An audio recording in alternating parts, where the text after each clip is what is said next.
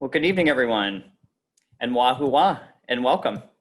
My name is Michael Getz. I am the Director of UVA Clubs and Global Engagement in the Office of Engagement and University Advancement. And I'm really very glad to be able to welcome everyone this evening to this program offered jointly by the Office of Engagement and the UVA Library. So we're really delighted to be here tonight, and thanks for making time for this.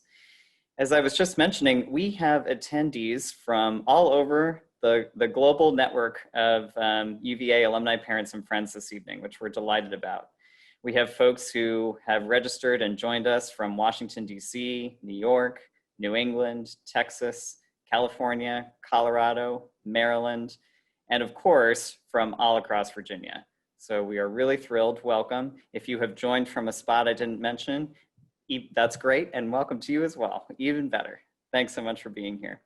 So with that, I am very pleased to once again say welcome, and I would like to turn the program over this evening to Marjorie Childress, who is the co-chair of the UVA Libraries Campaign Committee. Marjorie, thanks for being here this evening, and over to you.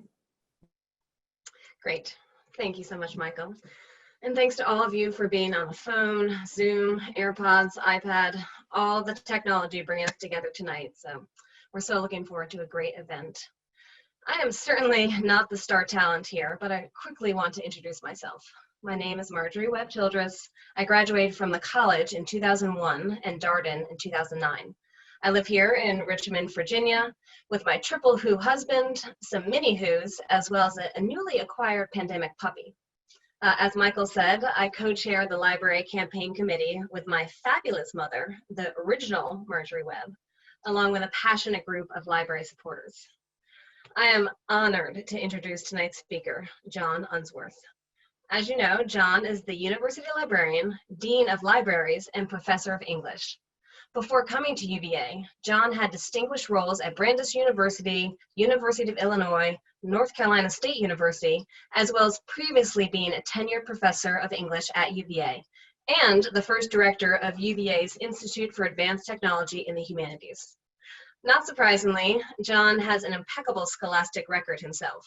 He holds a PhD in English from UVA, an MA in English from Boston University, and graduated magna cum laude with a BA in English from Amherst College. John is widely recognized as a pioneer in the field of digital humanities. He received the 2005 Richard W. Lyman Award from the National Humanities Center and was nominated by President Obama to the National Humanities Council in 2012. He and his wife Maggie have 3 adult children and 1 perfect, friendly, and often hungry dog, Henry. So John, I'll pass it over to you. Thank you, Marjorie, and thank you very much for everything that you and your mom have already done to help the library along the way. We really appreciate it. Thanks for the introduction. Thanks also to Holly Thornhill from the library's advancement group. She's organizing our end of this event, and you've already heard from Michael Getz, who will be helping out tonight with the Q&A, and Michael's colleagues, Beverly Campbell and Danielle Bryant from the Office of Engagement, are helping in the background here. And finally, thanks to all of you for being here. Now, I'm going to share a screen. So, of bodies changed to other forms I tell, is the opening line of Ovid's Metamorphoses. This is a work that I read and translated badly as an undergraduate classics major. Tonight, I'm going to talk with you about the metamorphosis of the University of Virginia and its library, some of it planned, some of it suddenly necessary, all of it still today, about bodies physically distanced and their in-person hands-on work transformed.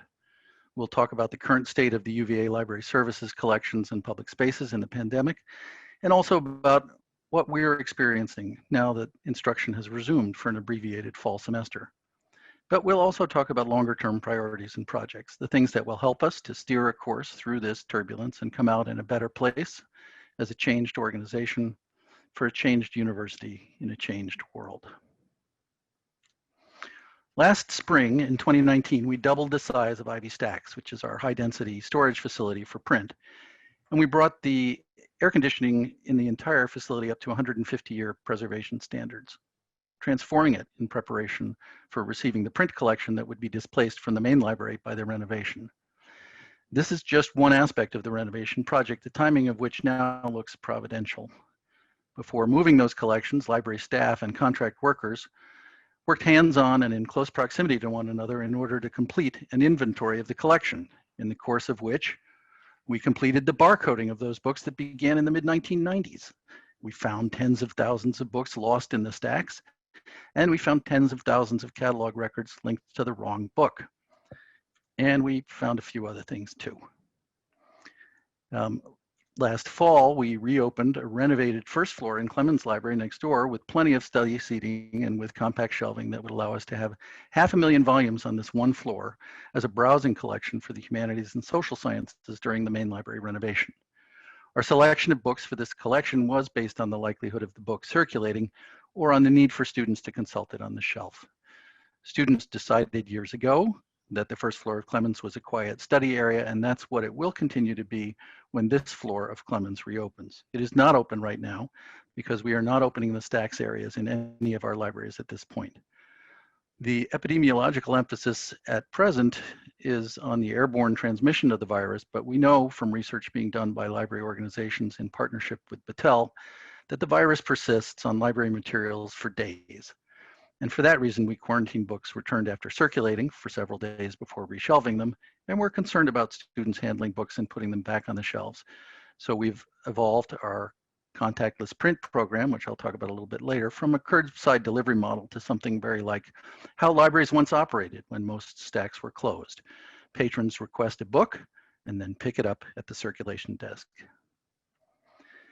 Back in January, we completed our 9-month-long book move, getting the last of the collection out of the building and closing the stacks to begin asbestos abatement prior to demolition. We also moved hundreds of staff to new work locations over the winter break and started at that point using Zoom as our default meeting mode. And even though we were sure we got all the books out, this one showed up in the construction area from whence one of our eagle-eyed facilities staff rescued it. I still have no idea where it had been hiding, but it is a family Bible from the 1740s belonging to the Hallett family, who were among the Plymouth Bay colony settlers. Believe me, it's in special collections now. But because all of this work had been done over a period of a couple of years, work that's not possible to do online, work that had to be done before emptying the building, when the pandemic hit, we were in a position to accelerate the remaining work and in a matter of a couple of weeks, get the remaining staff and stuff out of the building. And so far, the renovation is actually slightly ahead of schedule. One of my favorite stories of the move out is the effort organized by graduate students to find a practical way to preserve the 1980s card catalog that's been sitting up on the 5th floor of the main library for about 35 years now. We didn't keep the cabinets, but 4 million cards were transferred from drawers to boxes, carefully labeled, and then shipped to our storage warehouse until we can process them into our online catalog and move them into Ivy stacks. The students even raised the money to cover the cost of the project and volunteered all of the labor. Here we see Sam Lemley, who was then an English PhD student and is now a curator of special collections at Carnegie Mellon, instructing English faculty members Elizabeth Fowler and Victor Luftig on how to assemble the boxes used to store the cards, 4 drawers to a box. At the end of February, COVID-19 was on the horizon, but the impact of it was not yet all encompassing. It was more or less business as usual at the university, at least on the academic side. Students were looking forward to spring break, and we at the library were dealing with the normal flow of the semester while simultaneously preparing to shut down our main library building completely as renovation construction ramped up. In fact, our biggest problem at that point was a major waterline failure in the building on March 1st, which forced us to shut off all water to the west wing and close the coffee shop. In those faraway times, closing the coffee shop defined the unimaginable. Well, that all changed pretty quickly in early March as the virus began to spread in the US. By March 10th, librarians, being librarians, had put together a website with information about COVID-19, with current updates, resources for the public and researchers, a section on misinformation, and more. And I'm pleased to report we have also now produced a Spanish language version of that, which is being shared by a number of other universities in the state and is being contributed to by them as well. So on March 11th, a few days before the end of spring break, the university announced plans to move classes online and send students home. At that point, we shifted all of our efforts to focus on the new situation, setting up alerts and FAQs on our website, creating guides for educators and for students, suspending all fines and extending due dates and modifying library hours and services. Between March 11th and 17th, although all events were canceled, we were open to the public and still lending physical materials and beginning to put up signage like this throughout our libraries, and also removing furniture to spread people out. However, as the situation evolved, UVA made the decision, as you know, not to reopen for the semester. Governor Northam closed public schools. It became apparent that we needed to close the libraries to the public, suspend the circulation of physical materials, and focus completely on supporting faculty and students in their sudden and unprecedented move to online instruction.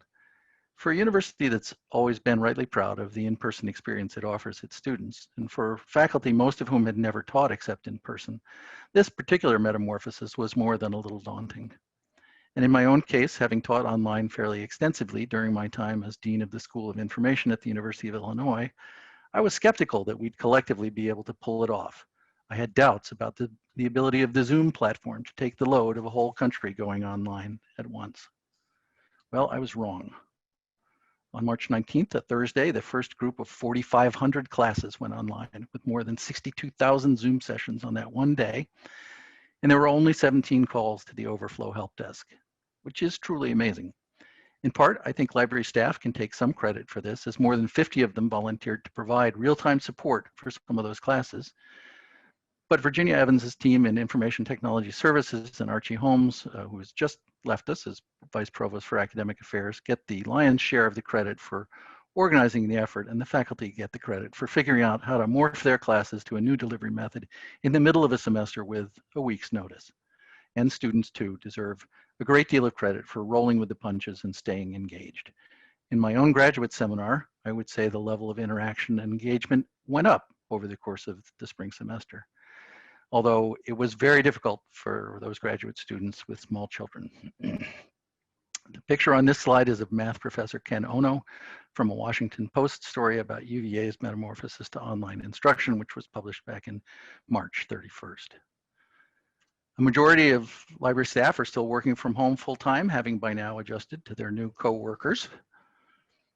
And some took hands-on work home, like Sue Donovan, seen here tweeting about preservation of the physical collections in a work from home situation. In recent years, Special Collections has done an excellent job of embedding themselves in the syllabi of classes in many different disciplines. In a normal year, they do over 200 instructional sessions. Turning those sessions into online instruction was another kind of metamorphosis. Here's the setup for a class in Persian poetry, where curator Molly Schwartzberg gave students the video tour of that part of our Special Collections. They are now open for UVA faculty and students by appointment. You can book up to 4 hours in a week in 2-hour sessions. You book online and then show up at the appointed time. Perhaps most importantly, though, in the spring, we scanned hundreds of books and chapters for the newly online classes. We prioritized material needed in the first few weeks, and we started with classes of more than 50, and then moved on to smaller classes and later classes. This was well received by faculty and students alike. For the fall semester, we've been concentrating on making sure that all reserve reading is available online, as most instruction is now hybrid or online, and even in-person classes that do exist will most likely have some students online. During this period, we've also benefited from our early participation in the Hothi Trust, which is the university consortium that manages materials digitized from research library print collections in the Google Books project and other mass digitization efforts. When libraries closed their print collections and stopped circulating those materials, we helped the Hothi Trust pilot a program to give authenticated users access to online reading of copyrighted material held in print in their library, one user at a time. This emergency temporary access service covered 53% of our print holdings, which made it much easier to weather the initial lockdown. And it's helping us a lot with reserves right now. As I mentioned earlier, now that we've opened 2 of our libraries, Brown and Clemens, we're asking patrons with university IDs to request physical items via an online form and then pick them up at one of our 2 locations. Back in June, before we had buildings open, we began providing access to the print collections through a contactless access service where UVA faculty, students, or staff would order books online, and we collect the books and bag them up and put them in the Clemens foyer for scheduled pickup by those faculty, staff, or students. That's been superseded by the current program where they pick the books up at the circulation desk. But only people with UVA IDs can get into our buildings at this point. So Charlottesville community members now have access to UVA collections through a bilateral interlibrary loan service between UVA libraries and the Jefferson-Madison Regional Public Library System, where the books can be delivered for curbside pickup at your nearest public library location. August 3rd, we opened the Brown Science Library with limited hours. And then about a month later, with some experience under our belts, we opened Clemens. Both libraries were initially open from 10 to 6 p.m., and both are now open from 10 to 10. We worried about occupancy for a number of reasons. Our major locations offline for renovation. Social distancing means safe occupancy limits are about 30% of normal. And with many students taking online classes, we didn't know how many would need to find space outside their dorm rooms or apartments to take those classes. So far, though, occupancy has not reached even our reduced limit in either of these locations. Nonetheless, we now have much improved real-time monitoring of occupancy that we may well need as the weather gets colder and people want to study indoors. We have some new rules for library spaces now that some are open again. As I mentioned, only UVA ID holders are permitted entrance. This is why it's been important to get interlibrary loan service going with JMRL and others. We have a new policy that requires at least 95% compliance with masking and social distancing. And if it falls below that level, we make a recorded announcement that we will close the library if compliance doesn't improve.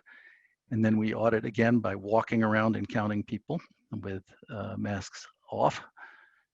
And if it is below 95%, we close the library for 2 hours. The purpose of this policy is, frankly, to enlist the students in enforcement by way of peer pressure. We've seen how effectively students can police a quiet study space, and we're aiming to harness that same energy for masking. If a library closes, it's reflected within a couple of minutes on our new status dashboard developed by Elise Gerard, our Director of Communications, and her staff. It shows library users what conditions currently apply for access to public spaces, library materials, research services, etc. Meanwhile, demolition is well underway. Holly can drop the URL for the construction cam in the chat, I think, if you'd like to bookmark that and follow our progress from home. That's a huge crane that's been recently erected over Alderman, and what you see in the foreground of that picture are giant stormwater retention tanks, which are part of the sustainability plan for this project. And that was the subject of a UVA Today article today, and that's Sanjay Suchak's photo, great photographer. I recommend the article to your attention. In the historic parts of the building that are due to be renovated, we're doing a different kind of demolition. This, if you're slightly disoriented, is the reference room. This is essentially gutted and ready for the compact and efficient new HVAC for electrical and other systems that will be hidden in the ceilings and walls and will allow us to return the building to something that looks more like the original interior than it has looked since the 1980s, when air conditioning was installed with large ductwork that required drop ceilings, which obstructed the top of windows and generally looked really ugly. If the current schedule holds, the renovated historic portion of the building will be complete in August of 2022, and the new construction will be complete in December of 2022, with books and people moving back in the first half of 2023. So in the future, this is what the north side of the library will look like from University Avenue coming up the hill. We're replacing the old and new stacks with new construction that will have full height floors, and for the first time ever, sprinklers. The tall windows above the new north entrance will echo the windows in Memorial Hall, and it will be beautiful at night. Here's the inside of that new reading room on the north side of the building, and you're looking at a space that takes in 4th and 5th floor levels. Here's the approach to the 5th floor balcony over that reading room. And I'm not sure in the value management process that we've been going through whether we're losing those windows overhead or not. But we have had higher than expected bids from subcontractors, and we've been trying to squeeze the project into its original budget. And I have to say that my colleagues in facilities have done a great deal of arduous work to try to find those savings in ways that don't impair the program of the building and its usefulness. They've done a great job. Here are a couple of renderings of the new study courts on the second floor. One of the most impressive features of the new building. They'll be on either side of the existing bridge from Memorial Hall back to the Stacks area. So if you've walked across that bridge, you probably looked through those windows down at the study courts, which have not been enclosed and haven't been accessible to residents of the building. So that's one view. This is a view of a section looking with the bridge at your back towards the end of the section. And then there be one court like this on each side of the bridge. The two courts will be roofed over with glass. I think they're going to be very popular venues for events and also for hanging out. This feature of the new building is one that we're fighting hard to retain in the value management process. So this is probably as good a time as any to say that if you are interested in contributing to the renovation project, now would be an excellent time to do that. We're at a point where a couple of $1 million one way or the other is the difference between good and bad outcomes in the building that results. Everybody's pulling hard for the good result. The Commonwealth of Virginia has contributed generously, giving us $132.5 million out of a projected $150 million. And the library is committed to raising at least $20 million for the renovation in the course of our capital campaign. But we are at an important inflection point right now. Finally, I'm pleased to say that we've been able to continue work on some important long-term projects that began before the pandemic, as well as launching new projects and partnerships in the pandemic. One recently completed project is a rewrite of Virgo, the catalog's user-facing front end. This has taken more than 2 years and involved the efforts of many staff and stakeholders. It's operational now at library.virginia.edu, and it's going to be much easier to maintain. It is much better integrated with third-party services, of which there are many these days. And it's a much more user-friendly catalog. And I'm pleased to say that Charlottesville folks will find that our new catalog allows you to look for material in the JMRL public libraries as well. New features can be added without disruption whenever they're ready. Here's one that's about to move from development to production. This is a shelf browse feature for any book in the collection. It will show you the books on either side of it in call number order. When some of the collection is in storage and only a relatively small part of it is on actual shelves, and when those shelves are closed because of the pandemic, this actually gives important information about what we have in our collection that tries to emulate shelf browsing experience. This is information that wouldn't be obvious though from browsing the shelves, even if you could, because a significant portion of the collection is in storage at ID Stacks. Here's another thing that's been in the works for a couple of years now, coming to fruition. Appareo is the library's open access publishing platform. It's operated by our scholarly communication group, and it's suitable for online journals, ebooks, and open educational resources. The particular publication highlighted here is a public domain song anthology, a collection of 348 songs with modern and traditional harmonization, available for all to use and free of copyright restrictions.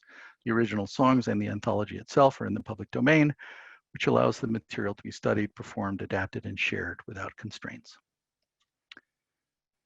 And even as the temporary inaccessibility of our print collections has underlined the fact that not everything that matters is online and that print still has an irreplaceable role in research and instruction, our novel circumstances have also made it clear that there are many good reasons to consider online resources for teaching and research. One such resource that I've been involved in developing since about 2008 is The History Makers. This is a Chicago-based nonprofit run by Juliana Richardson, which over the last 20 years has created a digital archive of oral histories of African Americans from all walks of life. Almost 3,000 of them now, with more being added regularly. These interviews run 2 to 3, and in some cases even 6 hours apiece, with full time-indexed and searchable transcriptions segmented into 3-minute stories. Here you can find 892 stories about architects, 2,284 stories about nurses, 1,414 stories about CEOs, 6,457 stories about lawyers, 3,938 stories about engineers, and over 18,000 stories about teachers. Each individual interview is cataloged in Virgo and can be viewed on grounds or off by those with UVA credentials. And there's also a group of 200 Science Makers interviews that are freely available to the public from thehistorymakers.org with a free registration for a basic account. Our newest partnership is with the Equity Center, where Michelle Claiborne, who directs our research data services, now has a 25% appointment, supporting data science in service of the center's mission, which is to tangibly redress racial and economic inequity in university communities by advancing a transformative approach to the fundamental research mission, which will in turn reform institutional values, pedagogy, and operations, unquote. This partnership grows in part out of the library's own Charlottesville Regional Equity Atlas, which currently provides nearly 500 data sets of local information on everything from income and jobs to education, criminal justice, immigration, housing, and many other topics. This project was launched in 2018 with support from the Institute of Museum and Library Services, a federal funder. Michelle and a number of others in the library made substantial contributions to the work of President Ryan's Racial Equity Task Force, particularly in putting together the Voices for Equity interactive site on racial equity at UVA and in Charlottesville, which you can find at voicesforequity.virginiaequitycenter.org. The photography here is all by Ezzy Amos, who is a well-respected photojournalist with a day job in the library's digitization services.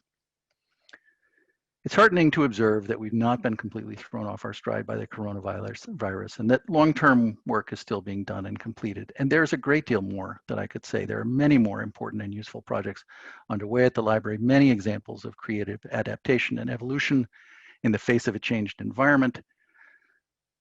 But 37 slides is enough for any presentation. So I'll just close by saying that as Ovid knew, metamorphosis is not generally reversible.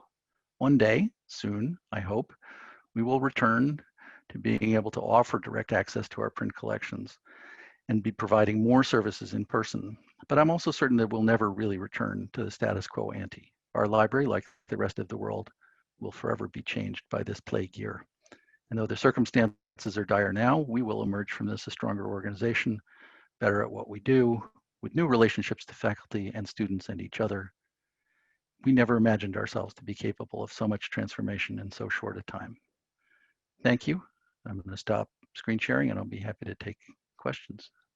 Terrific, Dean Unsworth. Thank you so much for that presentation. A reminder, we have questions that are coming in and are being voted upon in the Q&A box. And so just a reminder to attendees, if you would like to submit a question, to please do so there. So first of all, Dean Unsworth, the renderings of the renovation are really stunning. I mean, it just shows what incredible possibilities are out there. Yeah. And so obviously you must be thrilled and really heartened. Is there an aspect or two of this physical metamorphosis of the library that's taking place that you're particularly excited about? Yeah, I'm very excited about that two-story reading room. I think that's a really nice fixture and it complements Memorial Hall in an important architectural way. Having an entrance on the north side of the building is maybe my favorite change here because until now the library has effectively turned its back on the community visually. So if only symbolically, I'm very happy to have a door there instead of a wall. Absolutely. Specific to a couple of the things in the renovation, one of our questions is from someone who asked about the Garnet Room, and is it being preserved in the same location once the renovation is being completed? Yes, it will be. It will be where it is and pretty much as it is, and will probably serve the same purpose that it has lately, which is as a study for retired presidents. And other historic rooms are also going to be retained with one exception, which is the Mount Vernon room, which most people have probably never seen because it's buried in the bowels of the library and very hard to get to. And it's not actually of much historic interest. So That one is going to go, but the Taylor Room, the Garnet Room, the McGregor Room will all, be preserved. And McGregor and Garnet will be in the same place they are now. Taylor will be moved, but it'll look the same. Excellent. Well, we had someone reflecting on your slides, thinking about, I'm in awe of the Bible that you found, and that's I'm terrified, amazing. actually. Yeah. I'm chuckling at the bottle that you found. So there's so many things in there. And someone has asked, what were some of the most special finds from the stacks during renovation? Well, I think without question, the most special find was a leather-bound notebook with no title on the spine and no call number. So it got kicked out during the inventory by the contract workers who said, well, we can't inventory that. So it ended up in the office of our cataloging people, and then pretty quickly in my office, because it turned out to be a notebook for one of the secret societies. And it was clearly a book in which students who had joined that society were directed to inscribe some life-changing event. And there were entries going back about 10 years, and there's plenty of blank pages left. So we sent up a smoke signal, and a representative of said secret society showed up very quickly to retrieve that. But it was perhaps the first time I really thought about what an excellent place libraries are to hide things, because you can direct someone very specifically, and if you're cagey about picking a call number range that doesn't circulate much, then there's very little chance that someone will stumble across it in a collection of 1 million or 2 million volumes. So attendees, let's all keep this in mind. I think of libraries as places we go to find things, but perhaps they are places that we can go to hide things. As well. But that story also, I think, really makes the point of what an important center the library is for the university, the connection to the secret society, to the life, student life, academic life. And as your space is transforming, as your programs are transforming, as the pandemic has forced some of this to happen, as the leader of this important sort of heart of the university, how do you think that it remains that in this, next chapter of the metamorphosis? Well, I think people are going to come out of this with a longing to be together and, to share public spaces again. I think people miss that particular kind of contact, and we can see it in the people who do come into the library. It's just not the same experience that we usually observe there, which is quiet, focused, but communal experience. And just the occupancy rules now are making it not possible really for small groups of students to work together in that way. So I think physical space will be at a premium again in the future. But meanwhile, we've learned a lot of important expedients that I'm sure we will use in other ways, and may use again in similar circumstances. So we've, as I said at the end of the talk, we've learned and exhibited a great deal of flexibility in a short period of time, and I don't think we're going to unlearn those things. I think when circumstances change, that some of the things we're not able to do right now will be extra attractive. Absolutely, absolutely. So we've had a question submitted that has gotten a fair amount of attention, which is, with so much technology, how relevant are public libraries these days? Oh, I think they're incredibly important. They're incredibly important as equalizers. And we are a public library. So members of the public in normal times can not only come into the library, but also can borrow physical materials with a ID.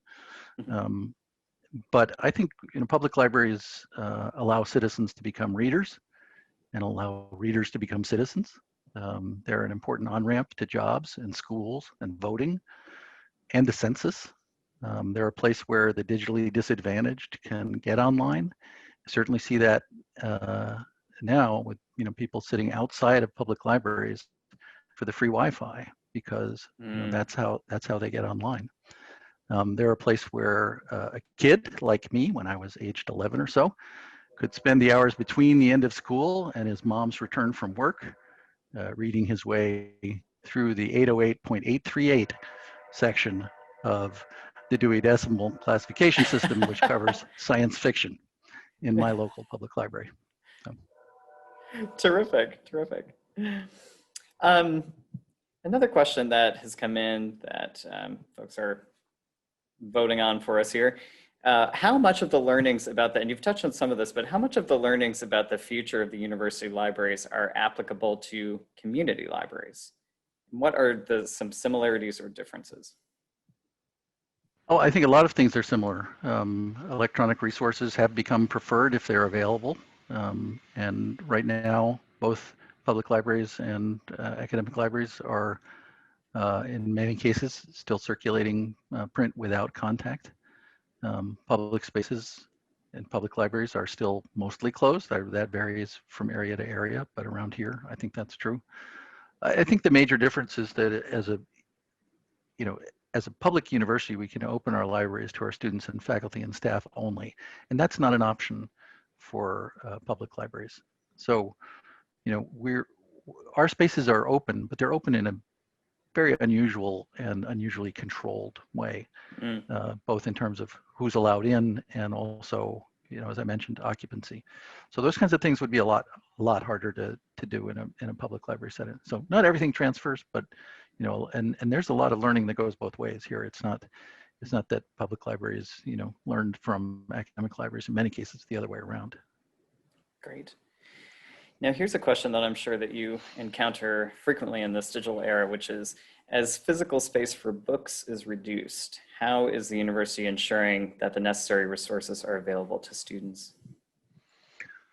Well, in this renovation, we are losing, I don't know, about 50,000 square feet of floor space, and that's as a result of going from half-height floors in the stacks to full-height floors, which is what allows us to have sprinklers and safety. So that seemed like a reasonable trade-off. But as I mentioned in my first real slide, the near-term or near to site high-density storage facility, Ivy Stacks, was doubled in its capacity now. So that's where a lot of our collection is, and that's true of every academic research library of any size now. No one can afford to have an entire research collection of millions of volumes on open shelves. Harvard doesn't do it. Harvard has a smaller percentage of their collection on their shelves than we do. That's because they have a bigger collection too.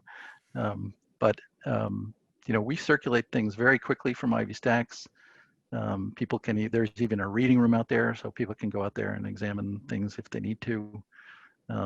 And that's our long-term solution. And once we move a million or so books back into the library at the end of the renovation project, we'll have another, I would say, 25 years of collecting room in Ivy Stacks for collecting print and other physical items. Fantastic. I was able to pop a link in the chat, so folks, hopefully you saw it too, to the really splendid UVA Today article this morning about the library renovation and its sustainability aspects, which is really quite incredible. I noted that, first of all, some things from the library might be available at the UVA resale shop, huh? So that's great. That's a great thing to notice. But I also noted that some of the, there's an example of wood from the library being used by drama students in the future. And so it seems like an incredible, not only an incredible transformation, but a sustainable one as well. Any thoughts or comments on that? Well, one of my favorite things about this project is that we are reusing so much. That wooden furniture, which is in many cases original to the building and comes from the late 30s and still survives, that furniture is genuine library furniture. It's built to take a beating, and it's been taking a beating for 75 years, and it's still in pretty good shape. And we're getting a lot of that furniture refinished and repaired, where necessary. So a significant portion of the furniture that will be in the library when it reopens will be original to the building. There also, that article doesn't talk about that part, but it does talk about how they're refinishing and restoring windows on certain historic parts of the building in situ. Yes. And crushing up the masonry for backfill. It's quite something. We've had a question about sprinklers, which is, you have mentioned them a couple of times and are and as a safety precaution. And but wouldn't they also be dangerous to books and potentially some other materials in libraries? So how do you balance that? Well, you can dry out books, but you can't unburn people. So we have really great preservation people. When books get wet, they know what to do. They start by freezing them, and we have facilities for that. So I'd rather books didn't get wet, but if it's the choice between that and not having a building full of students and fuel with no fire suppression, I'm always going to go for the fire suppression. The question does come into real play though in special collections, which also has a sprinkler system, and there, it's in the stacks area, much less likely to have lots of people there. So that's a system that we look at very carefully. Another question that's come in is, what is the library's role in supporting scientific research? And does that role, is it evolving or changing at all? Well, our most expensive collections are those that we buy to support scientific research. These are sometimes called the big deal or STEM journal collections. And, in that area, there are 4 publishers that consume a majority of our collections budget among them. And one of those publishers probably consumes 20 to 25% of our collections budget each year. So one thing we do is spend a lot of money on research literature, and we are trying to change that. We're trying to get the price down, and we're trying to get out of these bundle deals, which are sort of like your cable TV deal, and get into a situation where we're actually subscribing to things that we know our faculty use because they publish in them, or because they cite them, or because they download and read them. So we're trying to balance that part. Part of changing that whole market means changing the incentive system for faculty to publish in open access venues where their research results be freely available. And we're working on that with the new School of Data Science, which is developing their own tenure and promotion policy for the school, and will emphasize open access and open science. So, we'd like to contribute to that. I mentioned Appareo, which is an open access publishing platform.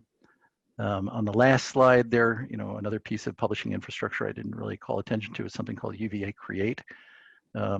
This is a new deal that we have with a company called Reclaim Hosting, and a faculty member for $15 a year can set up a website and have their own domain and publish their own research that way if they wish to. But more importantly, I think we help researchers in the science to meet the commitments to data preservation and sharing that they have to make when they apply for government funding. So they have to have a data management plan that shows how the government's money spent on creating this data will, be well stewarded after the project, and we're really the stewards of that. So there's something called Dataverse. You find it at dataverse.lib.virginia.edu, and that's our kind of repository for large data sets. And so that's another piece of the infrastructure that we run in support of scientific research. Terrific. Well, we had the question about how the library supports scientific research. We also had a question probing what the idea and the phrase digital humanities means. What are the digital humanities? Some days I think the digital humanities are a field that consists entirely of defining what the digital humanities are.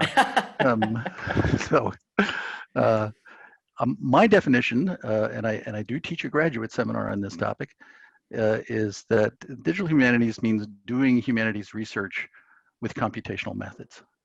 And that could take the form of text mining. It could take the form of working with GIS or other computational tools. There's a lot of interesting work in many different methodological areas in the digital humanities now, and it's a sort of an intersection between media studies, cultural criticism, computer science, and library science, and and literature. That makes for a really interesting stew of ideas and people and projects. And I've been happy to be part of that community since about, well, I guess since 1990, when I helped found the first peer-reviewed electronic journal in the humanities called Postmodern Culture, which is still published. Fabulous. And humanists can be introspective, right? So think about it's difficult for us not to. Any comments on the Rare Book School, how it figures in with renovation? Any changes there, programs there? There are changes. Rare Book School is going to have better real estate when it comes back. If you are a fan of the Rare Book School, you know their quarters have been in the basement since they moved to Virginia with Terry Bellinger from Columbia, I guess. And they will now have quarters on either side of the main corridor on that second floor entrance level. So you'll come in on the second floor from University Avenue. There'll be a sort of a foyer area, and you'll then proceed down a central hallway, and on either side of you will be space that belongs to the Rare Book School. And at the end of the corridor, before you get to those study courts, will be a conservation lab, the preservation lab, the Bibliographic Society of the University of Virginia offices. So it'd be a whole sort of neighborhood devoted to the study of, preservation of, and hands-on work with print collections. So I think it's gonna be great. I'm on their board. I'm a big fan of the program, and they've been very good partners. Terrific. What's the role of other UVA libraries during the transition period for aldermen? And how do their collections relate to aldermen's in terms of storage, access, all of that? Yeah, so it's really difficult these days to segregate collections by subject because there's so much interdisciplinary work. This is one of the reasons that departmental libraries don't make quite as much sense as they did, in the 19th century, for example. The domains of knowledge and their boundaries are a lot less distinct. But I would say Brown is the science library, and there are, there's also a couple of other science libraries. I think over time those will become one science library location. We have a fine arts library and a music library. If there's future development of an arts district, they may end up in one place. We have, Alderman is essentially the humanities and social sciences.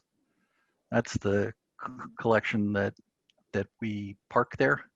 And then, of course, the professional schools, which have libraries that don't report to me, have their own subject collections, like the law library. And obviously faculty from all over the university may go and want to consult those collections, like the business library and the health sciences library.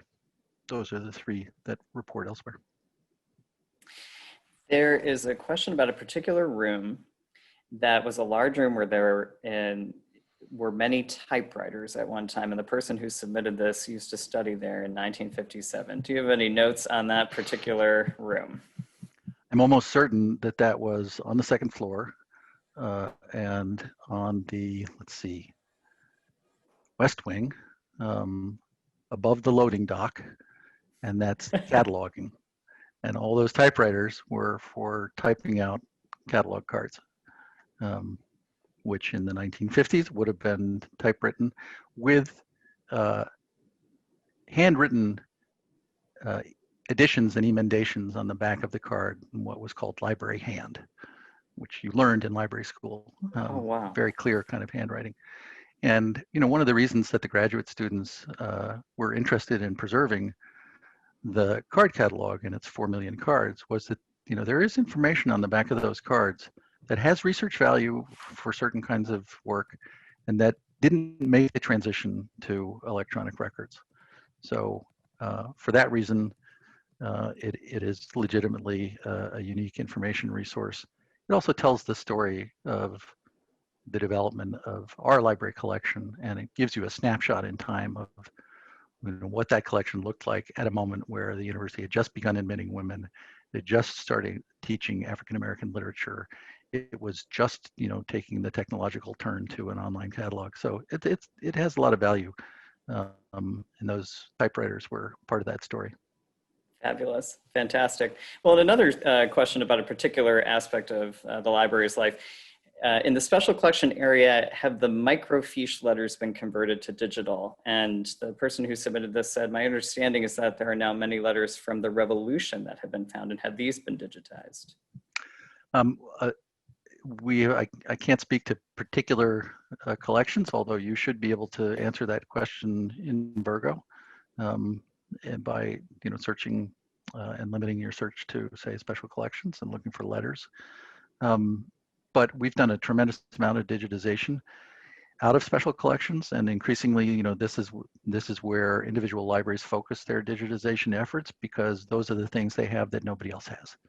So, they're not so interested in digitizing circulating collections of mass-produced items, much more interested in digitizing things from special collections. But the pyramid of things in special collections is much larger, really, than the number of books in stacks. So that's actually a longer term, larger, harder project. So I don't think we're going to see a Google Archives anytime soon. Maybe, but it would be an order of magnitude larger project. So because of that, we digitize mostly on demand. So the answer to has it been digitized is usually, did somebody ask for it to be? Fair enough. Maybe this is also a request, so we can put that request in. So. Yeah.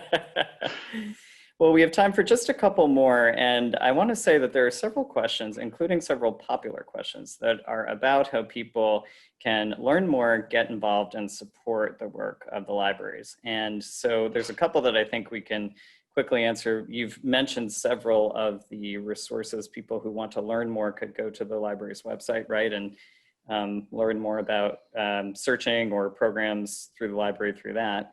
There's a question about if people can volunteer for the library. And the other, and Dean Unsworth, I'll have you know, this is actually our most popular question. It is, okay, what is your greatest need that we can help you with? I see. Okay. Well, I like that question. Thank you. Yeah. Most popular. Most popular.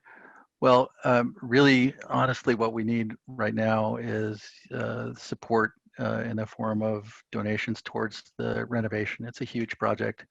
We have a significant responsibility as part of that, and it's not a responsibility that we can entirely discharge through things like planned giving, which we value very highly, and it constitutes, along with gifts in kind, a lot of what all libraries depend on.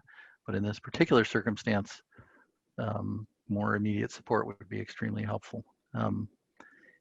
In terms of the other questions, would you remind me? Learning more about the resources and programs of the library, and maybe volunteering. Yeah, volunteering not so much right at the moment because of the pandemic, but we do use and value library volunteers, and one of the programs in which people might be interested is the Wolf Docent program.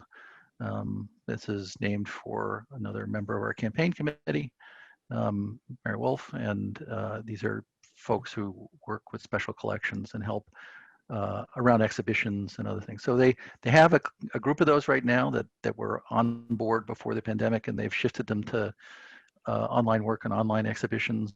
And I don't know when they'll take on their next class of Wolf docents, but that's a great program. Terrific, and great to flag even for the future. Yeah. Well, the last question is, I had to save this for the Dean of the Libraries, head of libraries. We had questions, I'll package them together. Do you have a favorite book in the collection, and or what are you reading right now? Some of my favorite books in our collections are going to be odd choices. I'm personally very relieved to have found that Hal Bible. Yeah. So in terms of a rescue story, I think that might be my favorite at the moment, because I can't imagine, finding out later that we had missed that. But in terms of books that I think speak to our times. Some days I feel like the children's book, nobody listens to Andrew. You know, some of you out there will know that, the feeling of saying the sky is falling and nobody's listening.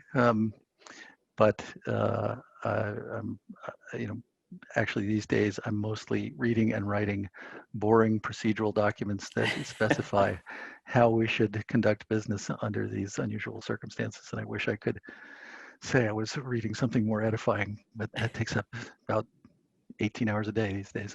So, absolutely. An honest answer. Yes. Someday the pleasure reading will return, I'm sure. yes. So yes. Yeah, well.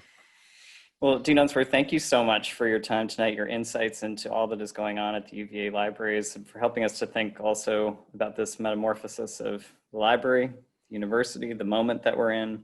We're really grateful to you for this time. And to Marjorie, to all of my colleagues in the engagement as well, and to colleagues from the library as well. Go ahead, Dean Unsworth. Sorry, I didn't mean to. Oh, thanks. I was just going to say thanks to everybody for coming. We can't see you all, but I know you're there, and yeah. appreciate your time.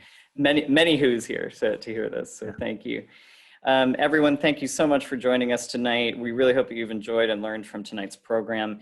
And we will send out an email where we can gather feedback and also send some of these links and resources that people have asked for, even through the questions, so you can learn more about the libraries through that vehicle as well.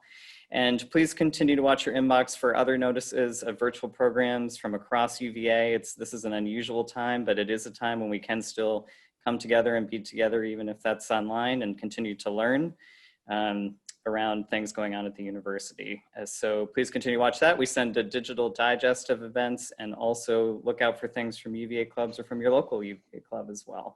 There's a lot going on, even virtually these days. So thank you all so much. We hope you're all safe and well. Enjoy your evening. Thanks again for joining us, and go Hoos.